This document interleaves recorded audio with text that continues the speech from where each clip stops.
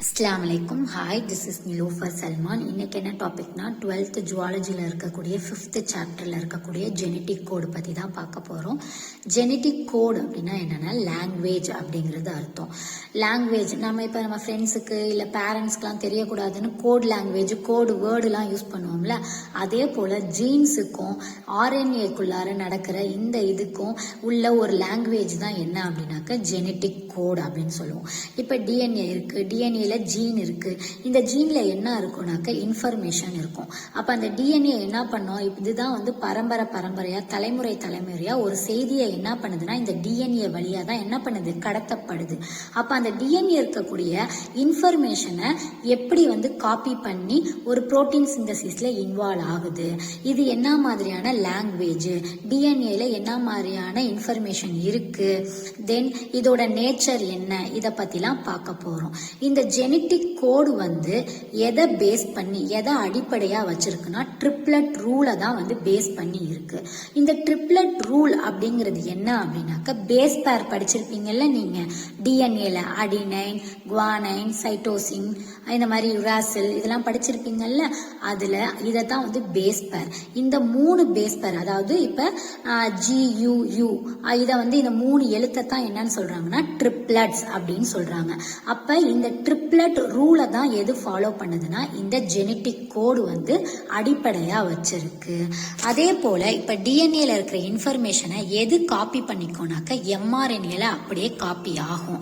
எம்ஆர்என்ஏங்கிறது ஆர்என்ஏல ஒரு type, messenger RNA அப்படின்னு சொல்லுவாங்க. மெசேஜை எல்லாத்தையும் வாங்கிக்கிறது. மெசேஜ்னா என்னது, ஒரு செய்தியை வாங்குது. அப்ப டிஎன்ஏல இருக்கக்கூடிய அந்த இன்ஃபர்மேஷனை யார் காப்பி பண்ணிக்கிறா, எம்ஆர்என்ஏ காப்பி பண்ணிக்குது. எந்த ஃபார்முலனா இந்த ட்ரிப்ளட், அதாவது இந்த 3 பேஸ் பேர் ட்ரிப்ளட் பேஸ் பேர் ஃபார்ம்ல காப்பி பண்ணிக்குது. GUU, AUG, AAA அப்படின்னு 3 எழுத்து இருக்கணும். இந்த மாதிரி காப்பி பண்ணிக்குது. இப்படி எம்ஆர்என்ஏல இருக்கக்கூடிய இந்த 3 பேஸ் பேரை என்னன்னு சொல்றோம்னாக்க கோடான் அப்படின்னு சொல்றோம்.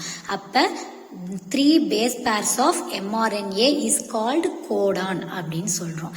சரி, இந்த கோடான் எதுக்கு யூஸ் ஆகுதுனாக்க புரோட்டீன் சிந்தசிஸ்க்கு யூஸ் ஆகுது.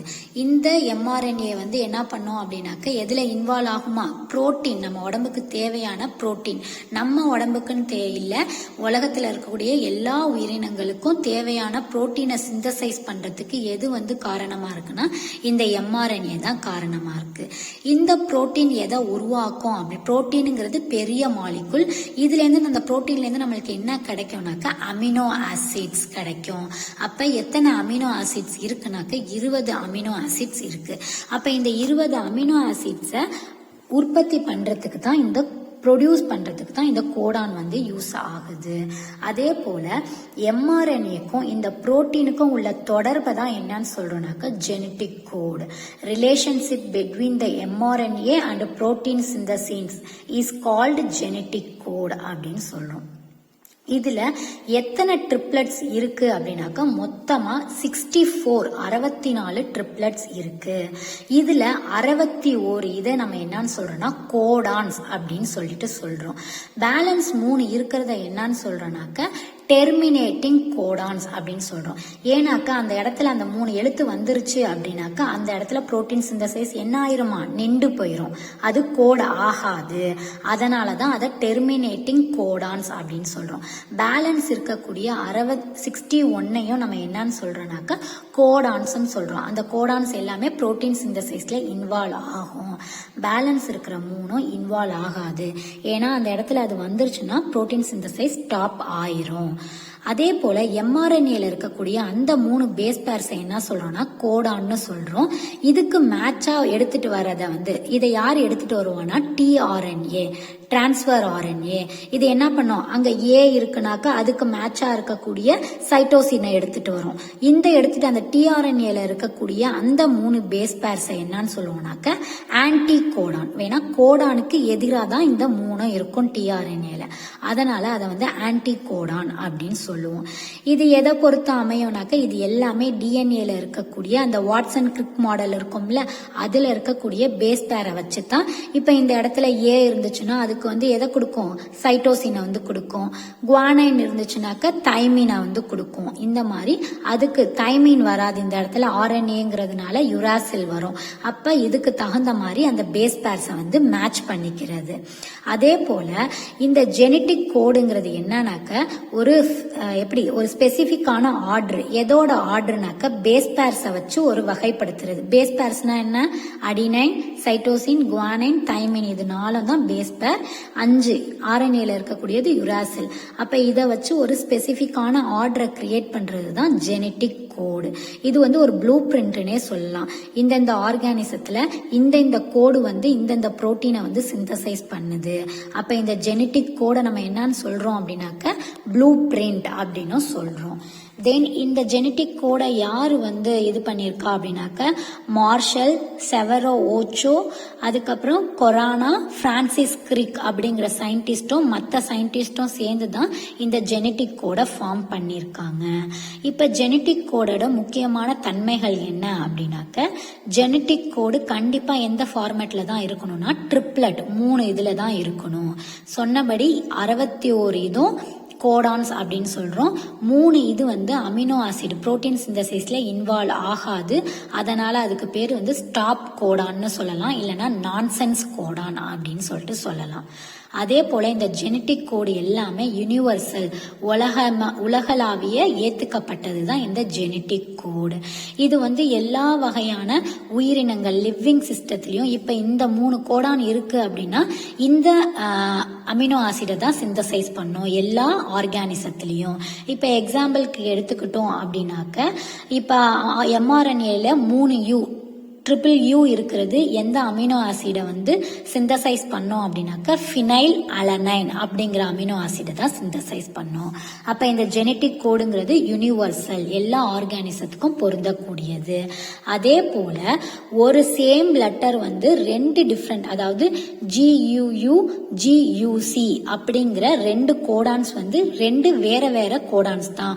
ஒரு கோடான் வந்து ஒரு அமினோ ஆசிடை தான் இது பண்ணோன்னு கிடையாது. அதைத்தான் நான் ஓவர்லாப்பிங் கோடான்ஸ் அப்படின்னு சொல்லியிருக்கோம்.